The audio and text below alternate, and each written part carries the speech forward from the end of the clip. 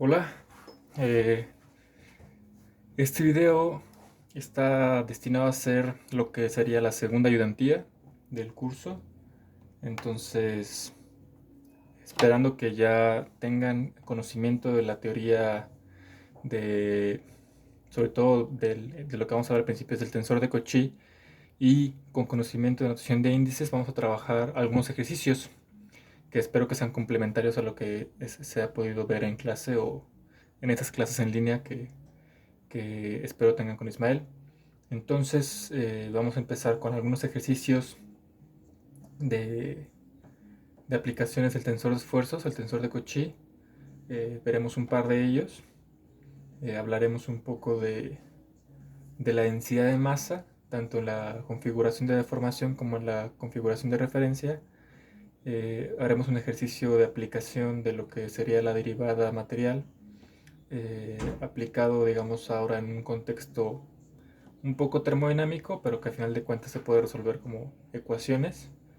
Y después hablaré un poco del tensor infinitesimal de esfuerzos, que no es algo que se vea tanto en los cursos de medios deformables, pero me gusta hacer referencia a él, pues es una aproximación, como dice el nombre, infinitesimal del tensor de esfuerzos y que está relacionado con el mismo.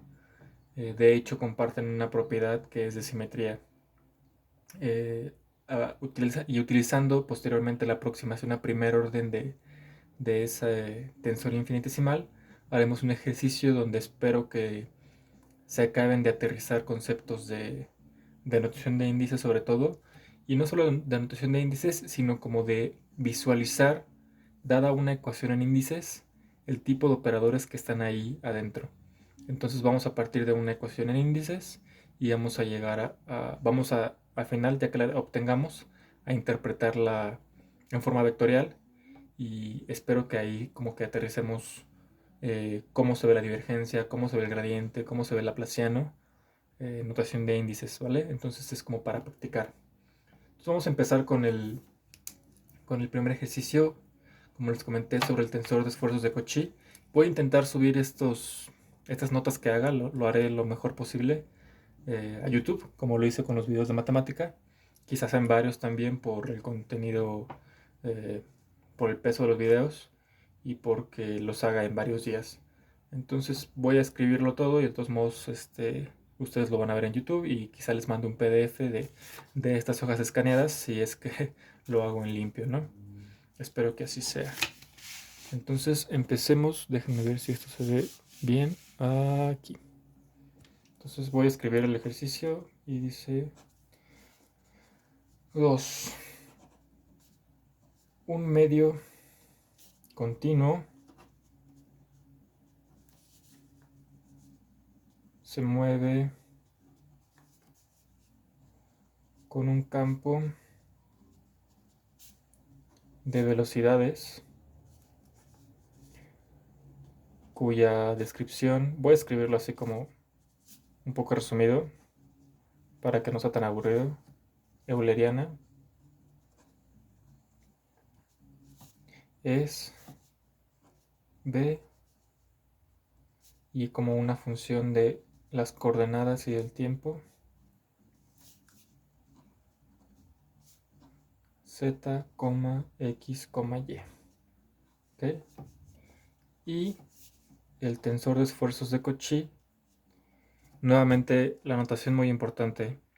Hay que saber discernir o distinguir si es un tensor, el cual yo señalo con esta doble flechita, o un vector con solo una flechita, o una componente escalar, una función escalar que no tiene una notación particular. De estas preguntas que siempre les hago: ¿quién es Cauchy? ¿Quién era Cauchy? ¿Dónde nació? ¿Qué hizo? ¿Por qué el tensor se llama de Cauchy? Entonces pueden googlearlo, ¿no? Ahora que tienen, espero que un poco más de tiempo en casa, y pues es importante saber quién era Cauchy, ¿no? Si un día yo hago una función, o si ustedes hacen un teorema o una ley, más allá de que sea el teorema o ley de nombre, sería interesante, ¿no? Que las personas se interesaran por quiénes son ustedes, ¿no? A ver quién era Cedric, ¿no? ¿Qué hizo? ¿Por qué es importante? ¿Le atinó nada más o qué? Muy bien, entonces el tensor de esfuerzos de Cauchy es un tensor, orden 2, es una matriz, ¿no? 3 por 3, estamos trabajando en 3 coordenadas. Entonces este está definido como Y, H de Y, 0. G, disculpen la letra, ZT, Z una función de 1 más T, 0, 0, 0, 0. ¿Ok? Muy bien, entonces la pregunta es, o lo que pide el problema dice determinar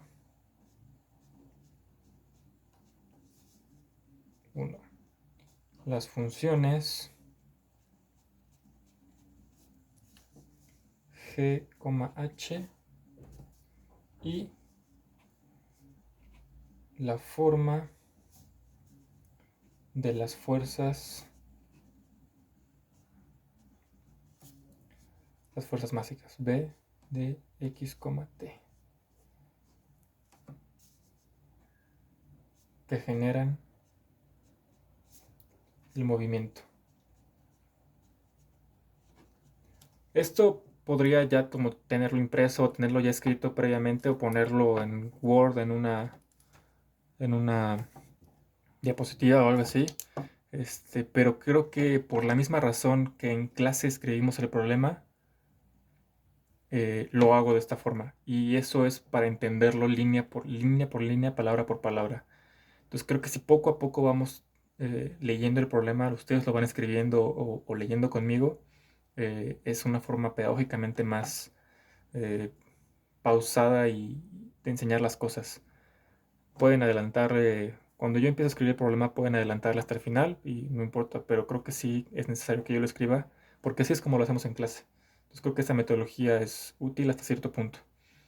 Entonces, y no es tan aburrida. Perdón por tanto de braille, quizás así sean todos los videos y como siempre mis clases también son así. Entonces, muy bien, otra vez, notación. Notación es muy importante. ¿Qué tipo de objeto estamos trabajando? Entonces aquí, lo primero que tienen que hacer y distinguir del problema es, uno, analizar qué tipo de información les dan, ¿no? Ay, el recibo de la luz. Entonces, antes de leer las preguntas, ¿qué tipo de información les dan? El tensor de Cauchy, un campo de velocidades. ¿Qué puedo hacer de él? ¿Qué propiedades conozco yo del tensor de Cauchy? Entonces, una de ellas, que quizá es la más importante y quizá se las ponga en la tarea, es que es simétrico. Es decir, que las componentes cruzadas son las mismas, ¿no? La 1, 2 es la misma que la 2, 1, la 3, 1 que la 1, 3, la 2, 3 que la 3, 2. Es decir, lo primero que podemos decir al respecto, digamos, antes de hacer cualquier ecuación, antes de poner cualquier tipo de función, es que h de y, la función h de y, es igual que la función g de x, z, t.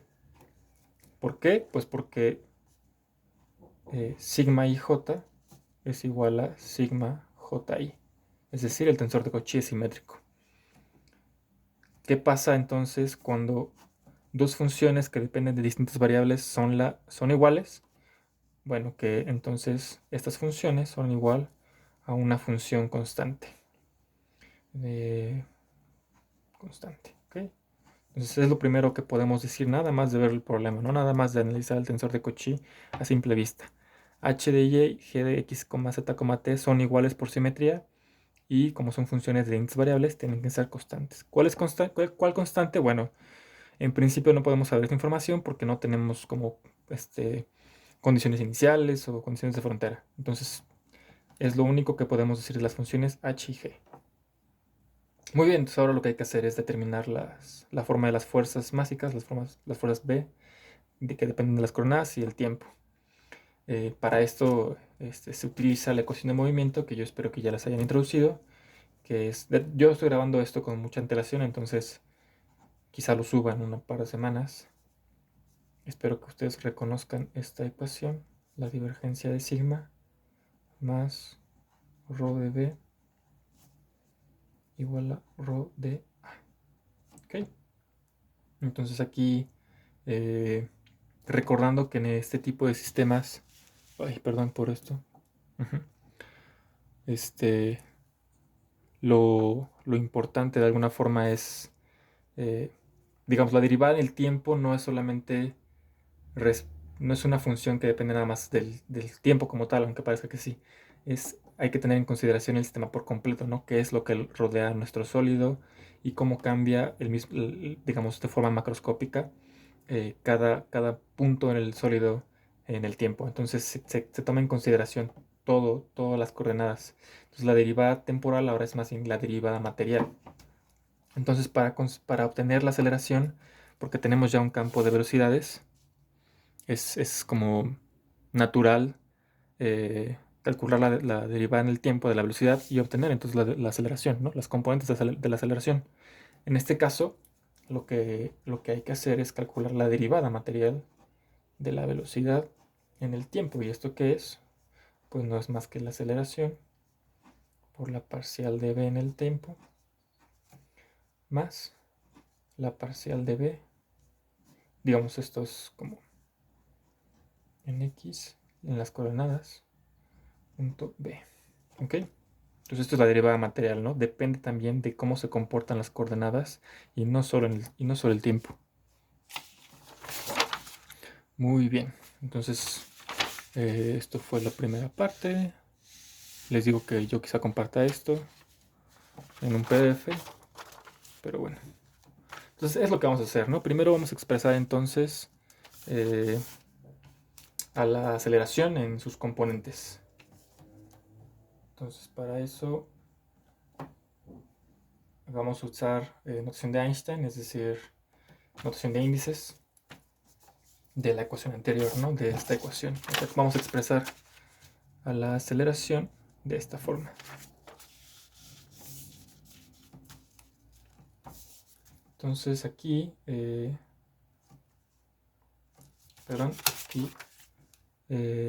aquí es la aceleración es igual a este operador de derivada material. Se me fue un igual aquí. ¿Okay? Entonces la aceleración, las componentes de la aceleración, ahí, digamos, son la parcial de las componentes iésimas de la velocidad. Esto sería, digamos, lo clásico. En el caso de dinámica de medio continuo, hay que considerar también cómo se comportan las componentes alrededor del sistema, las componentes espaciales. Entonces tendremos la parcial de cada componente respecto a cada coordenada, producto punto con una nueva componente de la velocidad. ¿Okay? Entonces tenemos tres componentes de la aceleración, como es natural. ¿Okay? Entonces lo que hay que hacer nada más aquí, como les dije en la clase de tensores, al nosotros definir la componente iésima, estamos ya comprando aquí la componente iésima. Entonces aquí ya me compré la entrada 1. Tenemos entonces la parcial de B1 respecto al tiempo más la parcial de B1 respecto a XJ, producto punto BJ. Ok, entonces ¿qué tenemos aquí? Índice mudo, J, índice repetido. I es el índice libre, no está repetido en cada término. Entonces corresponde al número de entradas o de componentes. Y el índice mudo, J, implica una suma. Entonces esto ténganlo muy en mente. Entonces aquí hay una suma explícita, ¿no? Una suma implícita más bien. Esto va a ser igual a la parcial de B1 respecto al tiempo más tres términos, ¿no? Que vienen de esta suma.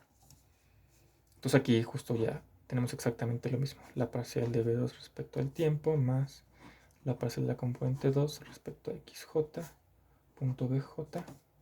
Y aquí lo voy a poner un poco más abajo. La parcial de B3 respecto del tiempo más la parcial de B3 respecto de XJ, punto BJ. Ahora, antes de hacer tal hachas innecesarias, hay que darnos cuenta en principio que lo primero que tenemos que hacer es calcular la derivada respecto al tiempo de cada una de las entradas del campo de velocidades. Pero justamente No sé por qué le puse 2 aquí, pero... notamos que la velocidad, el campo de velocidades no depende del tiempo, en la realidad nada más depende de las coordenadas. Entonces esto realmente es una función de las coordenadas. Entonces esta primera derivada en todos los casos va a ser 0. ¿Ok? Entonces lo que vamos a tener al final de cuentas es A1 es igual a la parcial de B1 respecto a XJ punto BJ. Y esto es igual, por convención de notación de índices repetidos, B1 respecto a X1, producto punto... Bueno, aquí en este caso ya no es, digamos, tanto el producto punto como un producto usual, ¿no? Como una multiplicación. B1 más la parcial de B2, perdón, de B1 respecto a X2 punto B2 más la parcial de B1 respecto a X3 punto B3. Entonces, nada más de ver, aquí nada más estamos trabajando la componente 1 de la velocidad. ¿Ok? Uy, perdón. La componente 1 de la velocidad. Pero esta es z, ¿no? Es, digamos, aquí x1 es x, x2 es y x3 es z. Entonces la derivada respecto a la componente 1 va a ser 0, porque es la derivada respecto a x. La derivada respecto a x2 va a ser 0, porque es y. La derivada respecto a x3, que sí es la derivada respecto a z, pues ya va a ser 1, va a ser la única distinta de 0. Entonces podemos eliminar la derivada respecto a x1, la derivada respecto a x2, y la única que nos queda va a ser la derivada respecto a x3. Entonces A1 va a ser la parcial de z respecto de z por B3. Y B3 es y. ¿Okay? Entonces, derivada de z respecto de z, 1 por y. ¿Ok? Entonces, así, perdón, así hacemos para los 3 casos, A2 y A3. Y vamos a escribirlo rápidamente. Aquí se ve. Entonces, A2 va a ser igual a la parcial de B2 respecto de X1 punto B1 más la parcial de B2 respecto de X2 punto B2 más la parcial de B3 respecto a X3 punto B3, donde B2 es X. ¿Ok? Entonces la única que va a ser distinta de 0 es esta, porque X1 es la primera entrada, que es X. ¿Okay? Entonces aquí esta va a ser 0 y esta va a ser 0. ¿Okay? Porque es la derivada de X respecto de Y, 0. La derivada de X respecto de Z, 0. Entonces aquí vamos a tener la derivada de X respecto de X por B1, B1 es Z. Por Z. Entonces A2 es igual a Z. Y si ustedes hacen lo mismo para A3, ahí pónganle pausa al video y háganlo. Les va a salir que háganlo. A3 es X. Muy bien, entonces la aceleración como vector, como campo de aceleración, es A1, A2, A3, Y, Z, X. ¿Ok?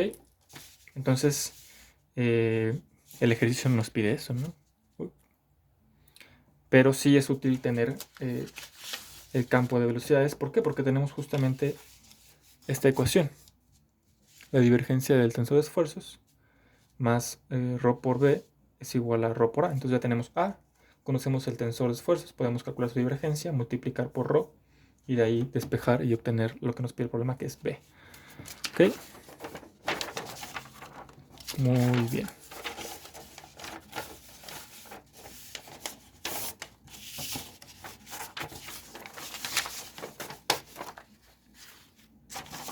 Entonces, sigamos aquí.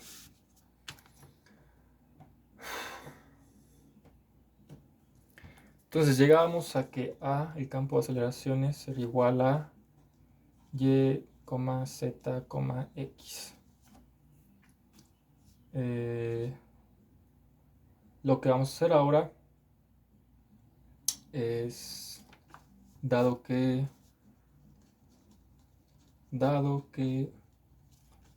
ρ por B es igual a ρ por A menos la divergencia de sigma,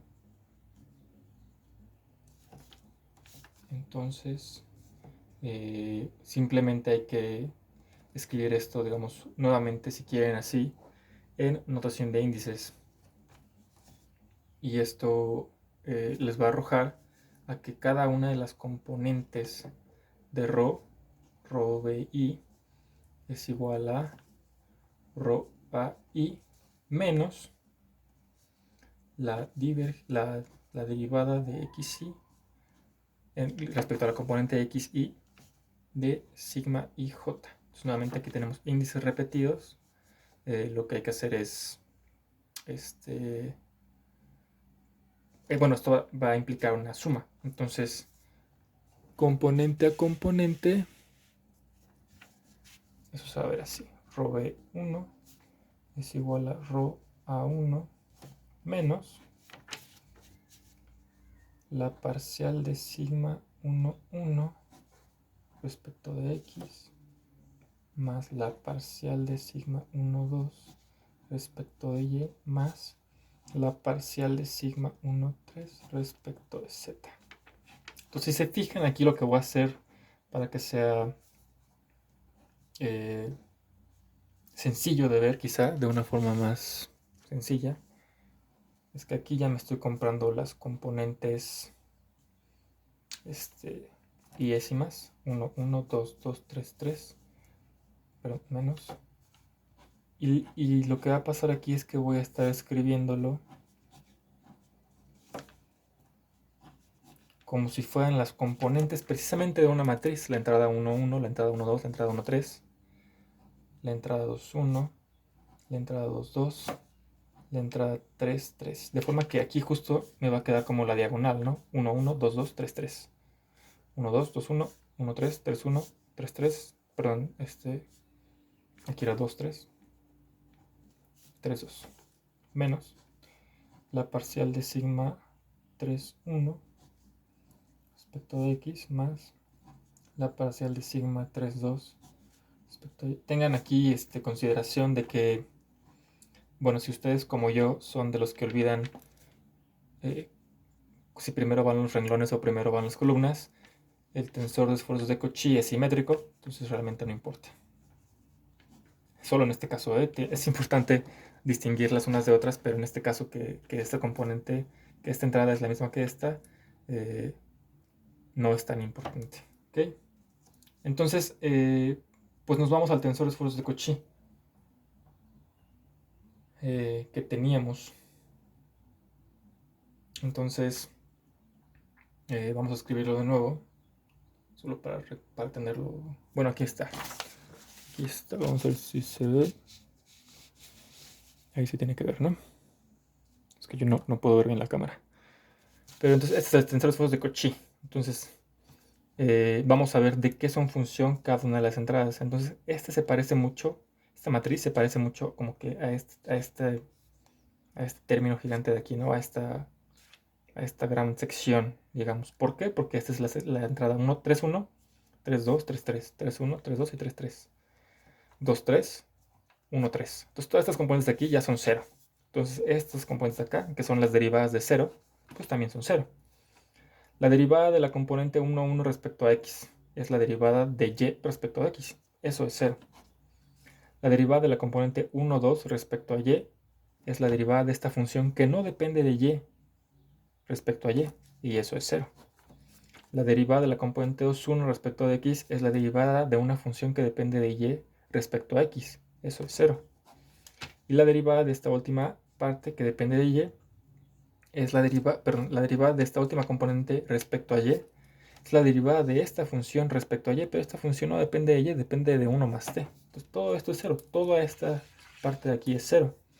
Entonces, ¿qué resulta? Bueno, pues que rho de BI es igual a rho de AI. Entonces AI es igual a BI. Luego